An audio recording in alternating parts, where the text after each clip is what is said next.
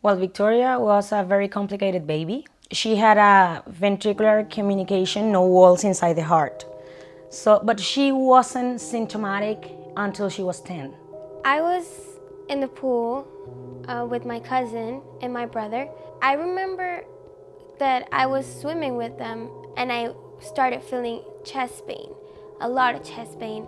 We went to the doctor, and her cardiologist, since she was a baby, recommended a surgery. But it was supposed to be a simple one. After the surgery, I started feeling worse than ever.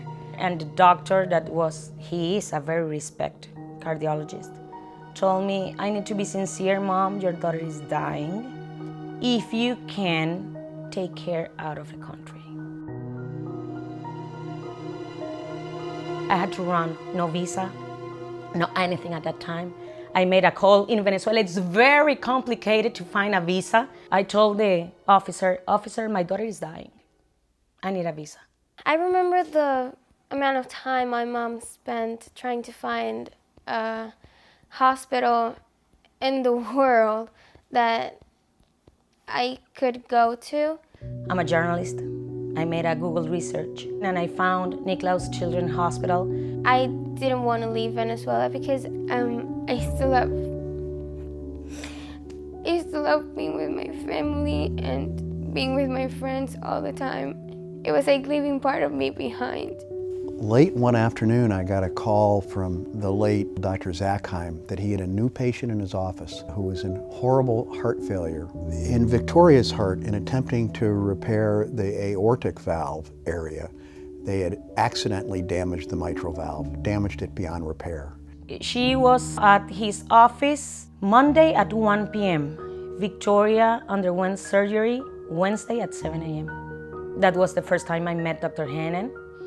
And since that first day, he told me, your daughter is very special and you can feel confident that I will treat her as my own daughter. So 2 years after we did her mitral valve replacement as a second operation, her problems with her original surgery resurfaced. So we reoperated on her for a second time and done an operation that is extraordinarily rare. We had to enlarge her heart and replace another heart valve. And that was a 20-hour operation. But as you can see, she is doing very, very well. And he told us, Victoria, it's doing better. But my concern is that you're going back to a country where people can die because they don't have acetaminophen. If you can find a way to stay here, we will support you. The Global Health Department at Nicklaus Children's Hospital helps patients from over 80 countries around the world. So in the majority of the cases, a family will come to Miami, is able to receive the care that they need, and then transition back home. But in some cases, families need to stay here to continue to receive care in Miami. So Global Health is their partner while they transition to becoming residents of Florida. For us, Nicklaus Children's Hospital was a complete change of life.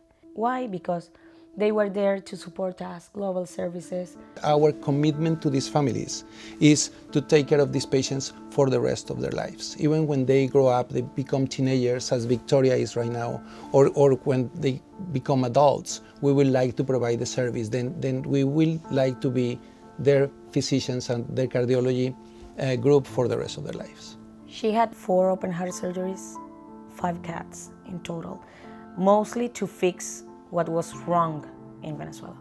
And they did it. And she's blessed because she's alive. I knew that I was in the right hands. Like, I never doubted about it. I just loved Nicklaus Children's Hospital, the people, the doctors. I feel like Nicklaus Children's Hospital, for me, it's more like a family than just a hospital and doctors and nurses.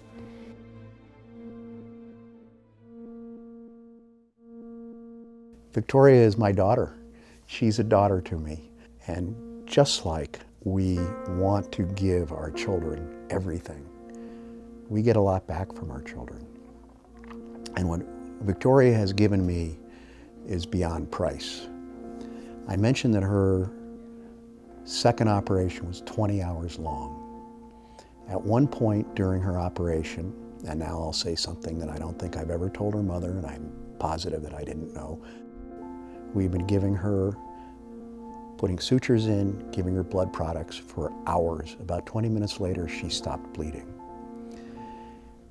What I was doing in that 20 minutes was thinking about what I was going to tell her mother, how I was going to tell her mother that she was still in the operating room.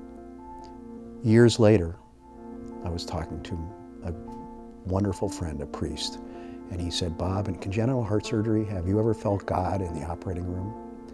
And I instantly said, Victoria Cabrera. Victoria Cabrera, when she stopped bleeding, God was with us. So that's what Victoria has given me. Thank you, Victoria.